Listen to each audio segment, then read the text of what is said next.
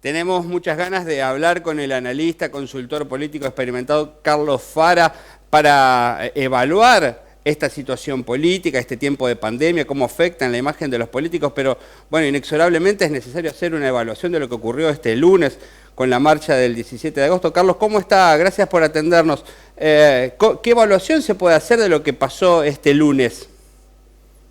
Bueno, en primer lugar creo que deberíamos, obviamente, digamos, marcar que como de las 3 movilizaciones que se convocaron desde que se dictó la cuarentena, esta fue claramente, digamos, la que tuvo mayor convocatoria, lo cual, digamos, es un indicador un poco, digamos, del estado de ánimo de una parte, ¿no?, del electorado que obviamente, digamos, con claro perfil opositor, pero que se ha ido incrementando, digamos, en función de un contexto que tiene que ver con el cansancio, digamos, con la cuarentena, con la situación económica y social que va a ser, digamos, negativa durante largo rato, y luego, digamos, un par de íconos importantes para el público opositor, como son el caso Vicentín y todo lo que tiene que ver con la reforma de la justicia, ¿no? En esa heterogeneidad de temas, ¿emerge alguna figura que pueda capitalizar ese descontento de la población, o todavía está la búsqueda de quien referencia todas esas demandas? Bueno, como figura individual diría que no, porque todavía es muy temprano, ¿no? Y obviamente la gente, precisamente, digamos, por lo que la gente en parte se moviliza, tiene que ver con cuestiones que le afectan muy directamente, ¿no? El tema sanitario y el tema económico, y por lo tanto, digamos, la gente no está con la cabeza en la política o en los liderazgos. Sí, obviamente, digamos, si hoy uno, digamos, tuviera que describir la posibilidad de la oferta electoral en la Argentina de cara al año que viene, obviamente, digamos, Cambiemos va a estar, digamos, siempre mejor posicionado para poder captar esos votos, independientemente de los liderazgos. En los 2 espacios principales, tanto el Frente de Todos como Cambiemos o Juntos por el Cambio, lo que se observa últimamente es mucha diversidad de pensamientos. Quedó demostrado con el tema de la marcha de ayer dentro del espacio de Cambiemos, distintas posturas, y en el oficialismo está claro que el Frente de Todos también es una conjunción de ideas muy diversas. Hay que tener mucha habilidad para quien pretenda conducir esos espacios para aglutinar a la diversidad, ¿no? Sí, absolutamente. Son 2 coaliciones, ¿no? Efectivamente, más que bipartidismo, digamos, ahora tenemos bicoalicionismo, por decirlo así. Los 2, digamos, con variedad, digamos, de posiciones, y que obviamente, digamos, se notan cuando las situaciones son álgidas, ¿no? Desde el gobierno respecto de, insisto, situaciones como la de Vicentín, que generaron, digamos, mucho debate subterráneo sobre si era oportuno, etcétera, y desde el lado de Cambiemos, debate sobre todo entre cómo pararse frente al gobierno nacional, ¿no? Si está, yo diría, una discusión entre halcones y palomas, ¿no? De una postura un poco más dialoguista, a veces por necesidad, como el caso de Rodríguez Larreta o los gobernadores radicales, los que están en gestión. Y una exactamente, tiene necesidades, por supuesto, y también, digamos, la gente le exige de otra manera al que está en el cargo del Ejecutivo, porque tiene que estar atendiendo las demandas de la gente y no lo quiere ver a los que están en el Ejecutivo distrayéndose en cuestiones de la política. Lo mismo ocurre en el Frente de Todos, también entre ese tironeo entre los más radicalizados o los más moderados, ¿no? Sí, absolutamente. Es como la Argentina, o la política argentina hoy, yo diría que es un gran debate entre halcones y palomas de los 2 lados. Usted decía que todavía el ciudadano común no está metido en el tiempo electoral. La política claramente que sí, ya está pensando sus estrategias. Y usted particularmente centraliza en la elección del próximo 2021 en nuestro territorio provincial, que va a elegir senadores, que va a ser una elección muy importante para la futura composición de la Cámara Alta.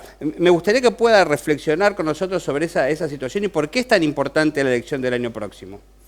Sí, bueno, en primer lugar, digamos que el oficialismo del Frente de Todos en la Cámara de Senadores, todavía le faltarían 4 senadores como para reunir 2 tercios, que son los necesarios para varias cosas, entre ellos por ejemplo, nombrar nuevos jueces de la Corte o el procurador de la Nación, digamos que hasta ahora ha habido intentos pero no han logrado, ¿no? La ciudad de Santa Fe es una de las 8 que el año que viene elige senadores nacionales, y de las 8 básicamente hay 2 en donde la disputa es más interesante, que son Córdoba y Santa Fe. Y en ese punto, digamos, sobre todo Santa Fe, más que Córdoba, Santa Fe es más disputada, ¿no? Córdoba, un distrito que viene siendo muy claramente favorable a Cambiemos. Es más difícil, digamos, que uno pueda imaginarse una sorpresa electoral, pero la provincia de Santa Fe es una provincia que tiene un gobernador justicialista, tiene digamos, 2 senadores que están, digamos, hoy en el frente de todos, y un senador, digamos, digamos, que sería de la oposición. Sí. Luego, el otro dato, digamos, es que es una provincia en la cual en el 2015 y el 2019 Mauricio Macri ganó la elección presidencial, y en el 2017 Cambiemos ganó la elección legislativa. Pero no ganó, digamos, la elección de gobernador, y además acaba de irse hace pocos meses, digamos, del poder el Frente Progresista, con lo cual, claro, digamos, es un damero más complicado que el de otras provincias. Aquí se da una situación particular que, por ejemplo, el espacio de Juntos por el Cambio, Cambiemos en su momento, no fue con un candidato propio para el senador, es Reutemann, que se supone no va a renovar su banca, seguramente va a buscar un candidato, sí, más auténticamente de Cambiemos. El Frente de Todos tiene la obligación, por lo menos, de renovar las 2 bancas que tiene en el Senado, y también está el Frente Progresista, que tiene que volver a ocupar un espacio si quiere tener intenciones de recuperar la conducción en la provincia, o por lo menos tener representación a nivel nacional. Se avecina una elección muy disputada. Sí, vamos a ver, digamos, porque todavía falta mucho como para pensar cómo va eventualmente confluir la oferta electoral, ¿no? Digamos, está claro que vamos a tener, por empezar, si uno toma un poco de ejemplo lo que pasó en la elección de 2017, que básicamente fue una elección polarizada entre el Frente de Todos, hoy sería el peronismo, sí, digamos, y Cambiemos, digamos que un escenario nacional da para pensar, en principio, para reproducir una polarización de 2. Pero bueno, vamos a ver, porque por otro lado, digamos, después hay, como se sabe, conversaciones, digamos, entre distintos sectores, como para ver si hay una super alianza no peronista dentro de la provincia, que, digamos, obviamente no hay que descartarla, pero sí es cierto, digamos, que es muy temprano como para poder predecir eso. Claro, en ese contexto también está la alternativa del radicalismo, que pueda ser una oferta independiente por fuera de las 2 coaliciones. Aquí en Santa Fe es parte del Frente Progresista, parte en Cambiemos, o tal vez pueda ser una opción alternativa independiente también, ¿no? Sí, eso es más difícil, digamos, como independiente, teniendo en cuenta que el radicalismo nacional está dentro de Cambiemos, y básicamente lo que se ha ido, digamos, marcando es una cierta, digamos, indicación desde el nivel nacional como para disciplinar que permanezcan Cambiemos, lo que también es absolutamente cierto, digamos que, tal cual usted dice, hasta el año pasado una parte del radicalismo estuvo en un lado, otra parte del radicalismo estuvo en el otro. Respecto a esta situación de pandemia, es lógico que todos los dirigentes políticos están permanentemente evaluando cada decisión y el resultado que tienen en la imagen. ¿Qué evaluación hace de este movimiento, ¿no?, entre la alta adhesión que tuvo en un comienzo de las medidas la gestión de Alberto Fernández y una supuesta caída bastante abrupta en el último tiempo? ¿Esta idea o esta imagen repercute en una intención de votos? ¿Es solamente una apreciación de la coyuntura? No, obviamente puede tener incidencia sobre la intención de voto, desde luego. Hay que tener en cuenta que el presidente tuvo, digamos, muy alta imagen, más o menos como 2 meses y medio, después entró en una meseta digamos, más baja, y luego empezó a descender. Era muy difícil imaginar que fuera a tener niveles de aprobación del 80% todo el tiempo, salvo que las cosas salieran excepcionalmente bien, tanto desde el punto de vista económico como desde el punto de vista socioeconómico. Y bueno, obviamente, digamos, tal cual se sabía lo que podía llegar a pasar, en algún momento del invierno íbamos a tener una peor situación sanitaria, y si eso implicaba, digamos, alargar la cuarentena, obviamente iba a tener desgaste. Entonces, yo diría, sí puede incidir claramente, digamos, en el voto. Digamos, si uno tuviese que hacer simplemente un ejercicio teórico, diría, está claro que el Frente de Todos le hubiera ido mucho mejor hace 2 meses atrás si se hubiera producido la elección legislativa de lo que le pasaría hoy, pero también vale decir que si uno compara, digamos, lo que estamos en el primer agosto, ¿no? Sí. Que está Alberto Fernández en la presidencia, si uno lo compara con el primer agosto de Macri, que fue el agosto de 2016, en estos momentos Alberto tiene todavía, digamos, más aprobación que desaprobación. Mientras que Macri hace 4 años atrás venía en claro descenso con una, digamos, produciéndose una irritación fuerte con el tema del incremento de las tarifas de servicios públicos. Sí, claro. ¿No? La primera crisis, diría, de la gestión de Cambiemos. Exactamente. Y si uno miraba ese agosto de 2016, pocos se hubieran animado a apostar de que Cambiemos iba a ganar con facilidad la elección legislativa de 2017. Con lo cual, por lo tanto, digamos, tampoco cabría hacer, digamos, proyecciones a partir de cómo le está yendo a Alberto ahora respecto de cómo puede ser la incidencia electoral dentro de un año. Lo que es cierto es que las demandas de la agenda de la comunidad que se centraron exclusivamente en lo sanitario entre marzo y abril, hoy vuelven a abrir el abanico, la economía, la corrupción, las demandas sociales, la cuestión de la producción. Hay que volver a ocuparse de esos temas. Sí, totalmente. Se sumó el tema de la seguridad. La seguridad, digamos, sí, señor. Como sabíamos, iba a terminar, digamos, de ser un tema importante de vuelta, digamos, cuando la cuarentena se fuese aflojando, de manera que un poco lo que terminó sucediendo es, más allá del agravamiento de la situación económica y social por el parate necesario, era como si uno hubiera puesto, digamos, todos los problemas en el freezer el 20 de marzo, cuando los abre de vuelta están los mismos problemas, claro. Digamos, ¿no? La agenda no iba a cambiar desde ese punto de vista.